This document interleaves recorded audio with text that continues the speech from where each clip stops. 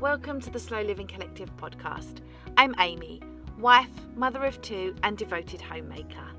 Join me on this journey as we explore the beauty of slow and simple living, where life unfolds at its own unhurried pace.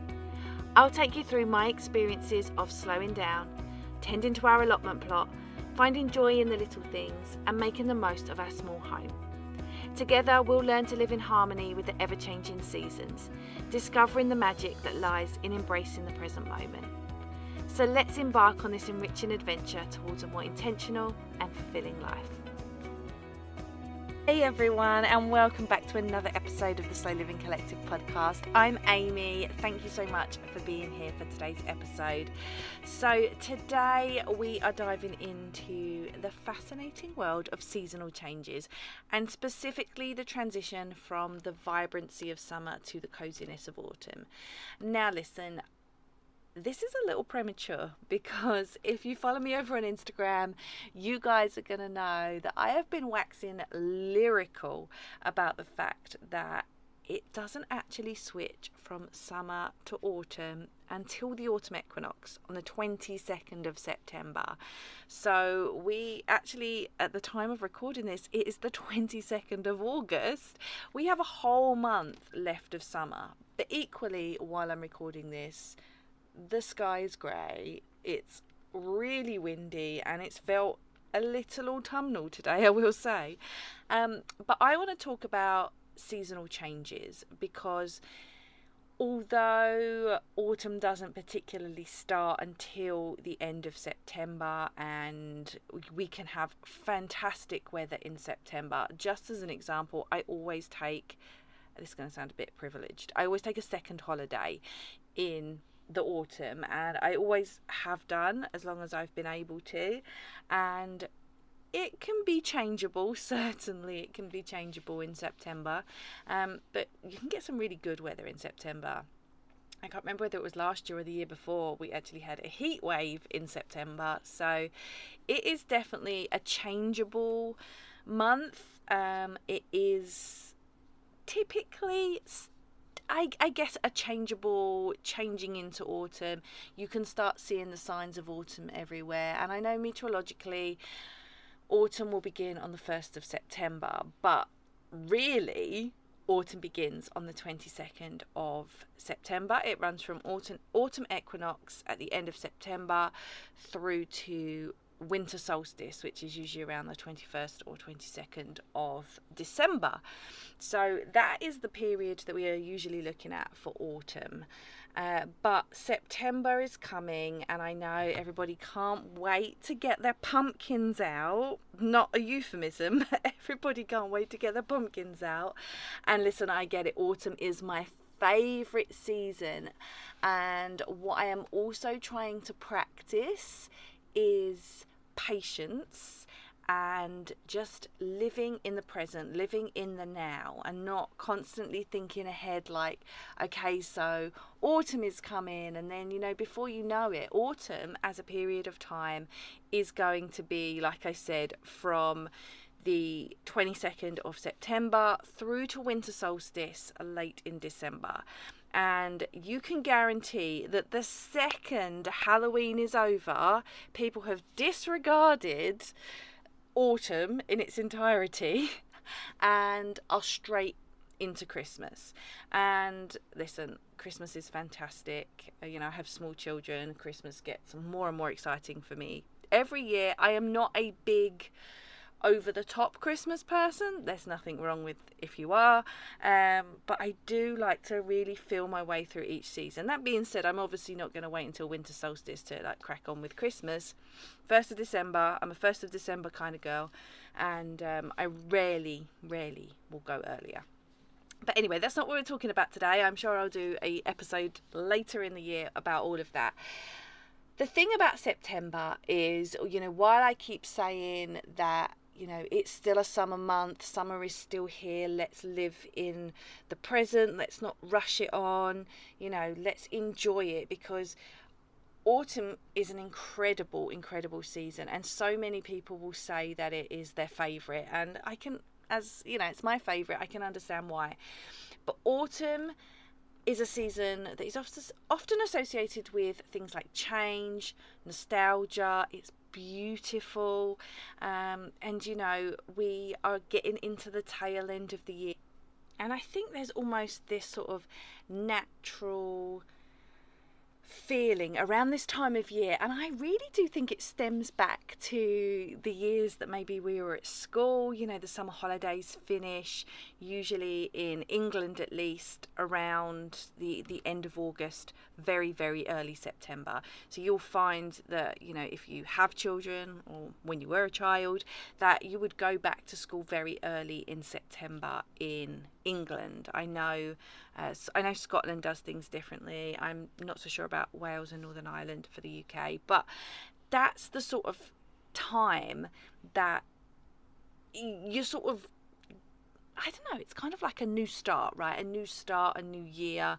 And I feel like on this podcast, I'm always like, it's the new year now, like in the spring, and it's the new year in autumn. You must be like, when's this new year coming? And I think what it is because we have associated our starting a new school year with September, the autumn, and it's just the way it flows. And I think, at least for myself, and I don't educate my children in the school system, I home educate them, so we don't really have that, but it still feels like a natural educational year start, even though I don't sort of educate them in the education system. And so I just think this time of year, it naturally feels like it is a time of, as soon as schools go back, that's autumn. And I think that's where it comes from. And I think those of us who try and live more seasonally and live in line with, the equinox or solstice, the wheel of the year, things like that, are probably the ones that are barking like, it's still summer, still enjoy summer. And I guess it's a real push and pull if you do have children in education, that the summer holidays finish, so it's very difficult to sort of be like, okay, so summer's still going, but you're back in school. And so I definitely acknowledge that there is this sort of push-pull.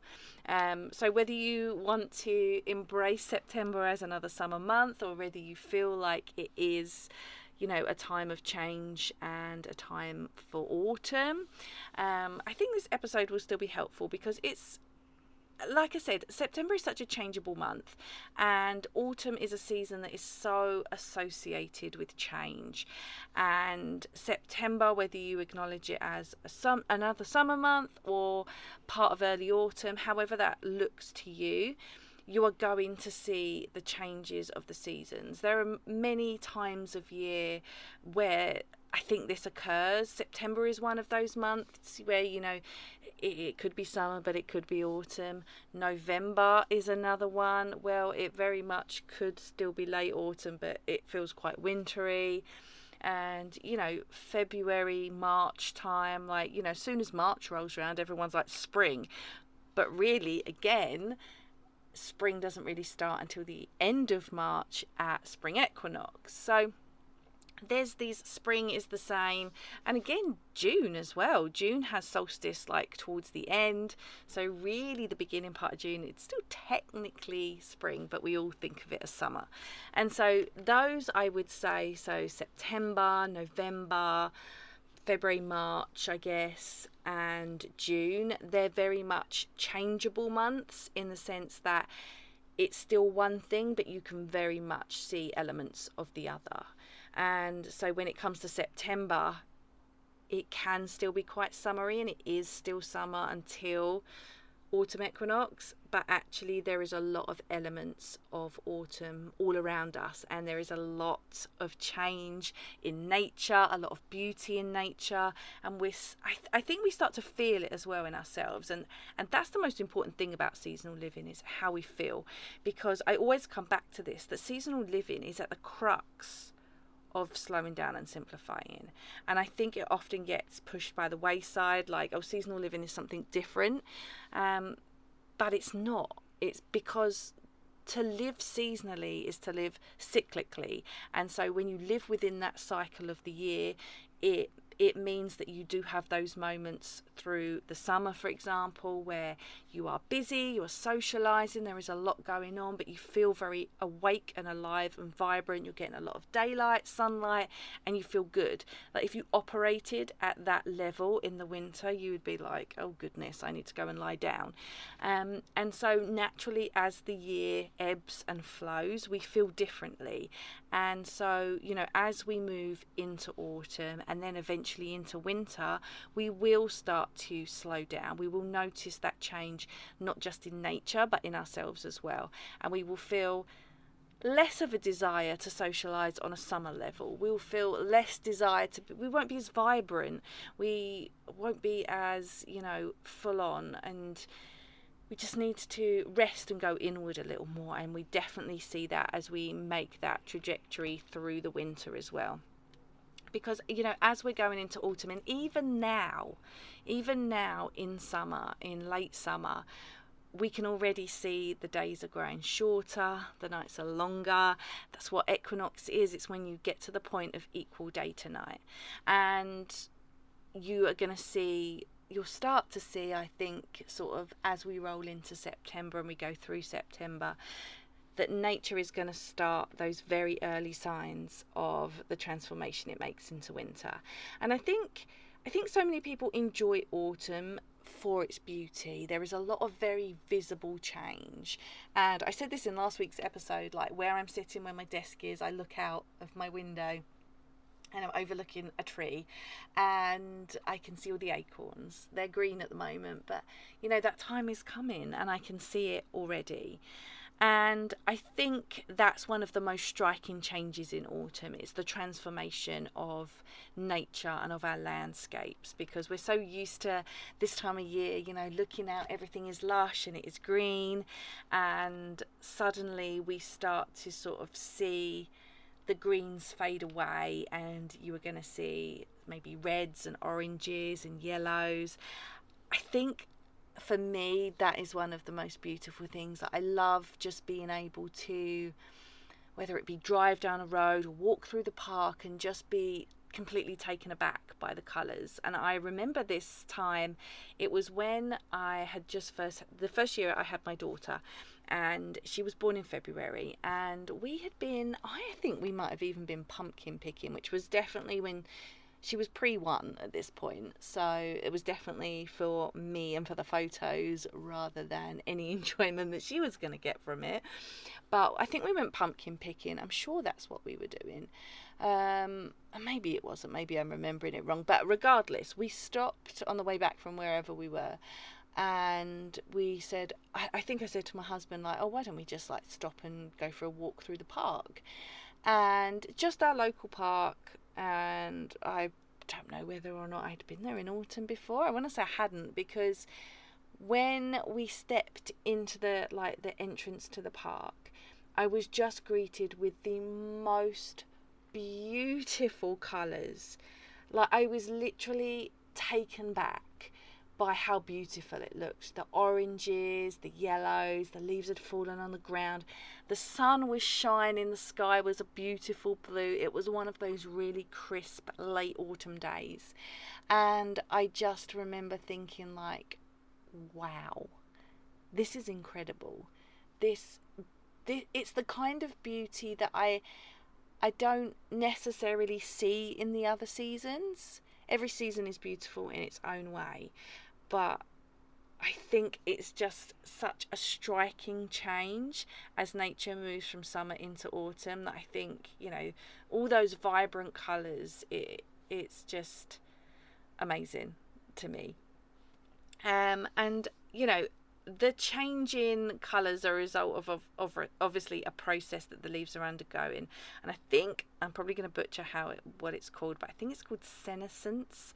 And it's because as the days get shorter, the leaves on the trees reduce their chlorophyll production, which actually reveals the underlying pigments within the leaves. So that's how we get all the beautiful colours. And so also, autumn is a time, I'm an organic gardener both on my balcony and at my allotment, and autumn is a time of harvest. And it does bring absolute great joy to me, harvesting everything. We've already started our harvest, but, it will go on through September. And it's a time period where, again, a lot of change. There's, we are picking pumpkins, we are picking maybe the last of our tomatoes, corn, everything really. Everything will be slowly coming to an end. And so certainly in gardening, I would think about the next month from now as continuing to harvest and actually starting the process of maybe putting the allotment to some sort of bed for the winter. I don't generally grow through the winter. Now I know some people do like winter salads and stuff. It's not something I do because I actually really appreciate the rest.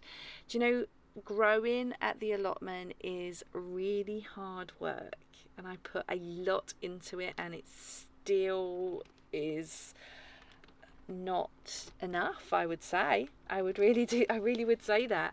I put in as much as I physically can, and it's a lot. It is a real hard going sometimes, and I think that I work really hard from usually around May. Not May, March. Probably from around March is when I sort of slowly things start to tick again. By April and May and early June is just absolutely full on. And to be honest with you, I think I always burn out every year. And I was actually talking to some friends about this because we all have allotments, not at the same site, but we all have allotments, and sort of maybe a little in March, but definitely April, May and early June. We are full on. We are there, all weekend. We are digging, turning the ground over, sowing seeds, raising little seedlings, and it is intense, and it is a lot, and it's a lot of hard work, a lot of physical labour. And everybody feels the same. Once everything is planted out, usually sort of early June time, everybody's like, well, I can't really be bothered now. And I do think, it's just this little period of burnout. But going back to harvest, I like to harvest my stuff sort of September time. Generally most of my stuff, except maybe my pumpkins, are sort of harvested sort of by or in September, and then it's just a bit of a slow burn to sort of get everything cleared and just packed up for winter. And I don't currently grow through the winter because of I really do appreciate the rest, because by the end of October, my time at the allotment is very, a lot more limited than what it is April, May, June, etc. The days are a lot shorter, the evenings drawing in a lot more already. The sun is setting around 8 o'clock, and so I don't have the evenings to do stuff. The weather starts to get colder. I have small children. They don't necessarily appreciate being out in the outdoors for too long as the weather sort of turns. And I like to just by the end of October just be able to say, right, I've done everything is cleared up, put away, I've secured everything for winter, I am happy, and I'll see you in I'll come and check on you, make sure everything's okay, but other than that I will see you in the spring. And I'm okay with that, because when you live cyclically, I think that it's really important to give yourself that rest. If I had to operate at that constant all year round, it would be going against everything I believe in. And aside from that, which feels very conflicting, is obviously a massive part of living seasonally for me, is obviously being able to grow our own food and harvest that. So I appreciate I am missing a portion of time where I could be growing stuff, but to me the rest period is more important. At a time when my body all of our bodies are asking for rest, are asking to turn inward and you know, just acknowledge that it is winter. I like to do that. Now, you're going to see a lot of changes in the wildlife as well throughout the sort of change of season. You know, as the temperature starts to drop, food resources become a bit more scarce, and wildlife is going to be preparing to survive the autumn and winter months. And so it's really interesting if you are able to sort of observe animals in any way, and how they live seasonally all the time. This is why I say that it is the most natural state of being for us. We are animals too, and while we have all of the modern conveniences of things like central heating and a constant source of food, you only have to look to wildlife to see how seasonal living really occurs. You know, you've got animals that will be starting to prepare their stash of food for the winter, and you know, you'll see the birds migrate to warmer regions. Even my cat develops a thicker coat, right? So all around us, animals are adapting to the way the seasons are changing, and so you'll be able to observe that as well. And so autumn has this massive cultural significance across a lot of societies, whether it's festivals, celebrations, traditions, in folklore. Honestly, autumn is just, it has really inspired a lot of customs, I guess. And the change in the season is often associated with, you know, harvest, gratitude, and a time where we start to think about the cycle of life.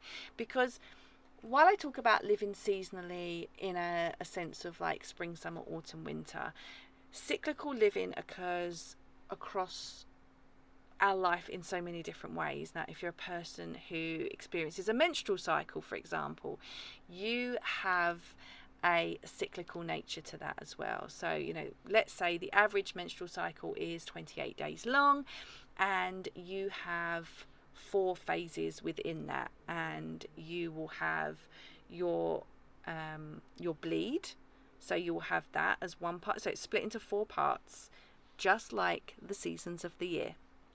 I am not the first person to come up with this, so don't attribute this to me. But firstly, you will menstruate, you'll have your bleed, and that is considered your winter. That's when you are probably feeling a bit more lethargic, a bit more tired, your body's working really hard.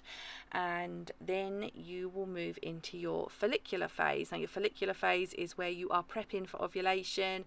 The follicles in your ovaries, your eggs, are getting ready to come out and do their thing and hopefully meet a sperm and make a baby. That's what's happening during that time. That is your spring. You're starting to like wake up again after your winter where you were bleeding and tired and lethargic. And so you will move into your follicular phase. You will start to feel a bit more alive and a bit more vibrant, and then you will be in your ovulation phase and your fertile window. This is the time that you are most likely to get pregnant, and so through that is your summer. You feel vibrant, you feel ready to go, you feel top of your game, top notch, let's go.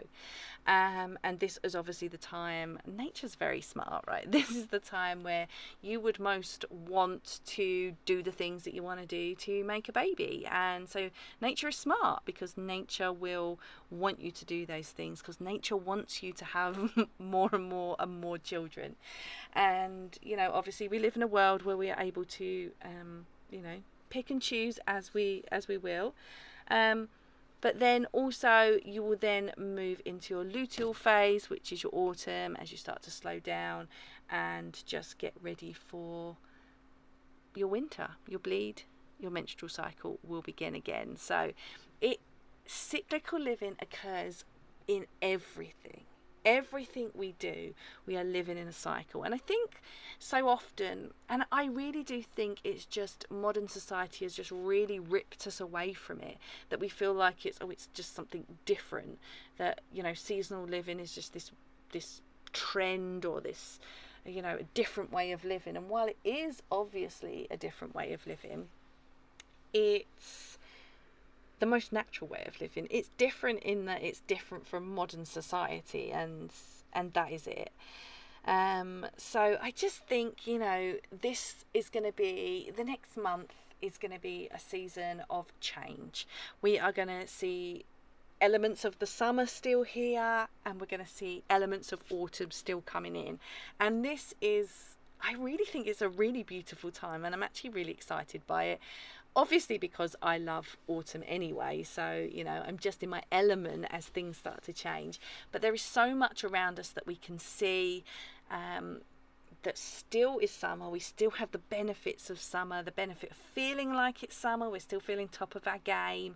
We're still feeling like, hopefully the sun is shining, and we can still enjoy a lot of those summer activities where the weather will allow us. But at the same time, if you're an autumn lover, those things are going to start to creep in as well. And even if you're not an autumn lover, you can always appreciate the beauty of the season. So definitely still enjoy your summertime. Enjoy it. Enjoy the elements of summer. Enjoy those late summer days. Don't keep thinking ahead like autumn is coming, I'm so excited. It's like, enjoy where you're at. Enjoy that summer is still here, and it's still here for another month. Enjoy that. Enjoy seeing the elements of autumn creeping in, and you can still have excitement about what's to come, but don't forget to try and live as much in the moment as possible. It's impossible to permanently live in the moment, of course, but autumn and this time of year of this seasonal change is so beautiful. And I really hope in this episode you just sort of enjoyed just hearing about the different changes that can occur in these sort of like interim seasons, the crossover, the cusp, if you will. And there's a lot of beauty still around. There is a lot of summer still left, and there is a lot of beauty from the slow changes that autumn is going to produce for us. And I would love to hear from you about how you feel about the cusp seasons. So let's talk about September. How do you feel about September? Are you still like summer, or are you like, no, I'm ready for autumn? Like, how do you feel about that cusp season? And do you follow like the meteorological calendar, or do you follow the wheel of the year, and you've got until September 22nd until you're going to kickstart autumn? I would love to know. The best place to find me and have these discussions is on Substack. You can find me on Substack, theslowlivingcollective.substack.com. You can subscribe to me there. If you subscribe to me on Substack, actually, you will get a post every week when I release this podcast. It is actually released on Substack, and you can read the show notes directly in your email inbox. You can obviously find the podcast wherever you listen to podcasts, whether it be Spotify, Apple, or somewhere else. But you can also come over and find me on Instagram as well. My username there is @theslowlivingcollective. Come join me. Come join me on Substack. Let's chat. You can leave a comment after the show notes. And yeah, I love Substack. It's a really great community.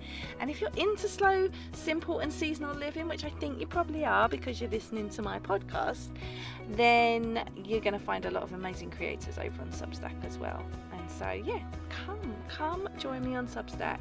It is completely free, and yeah, like I say, these things that are my musings, if you will drop directly into your inbox. It's super personal, completely unobtrusive. I usually post like once a week. It's the podcast. So I usually post once a week, and that is usually it. So you can expect to hear from me once a week there.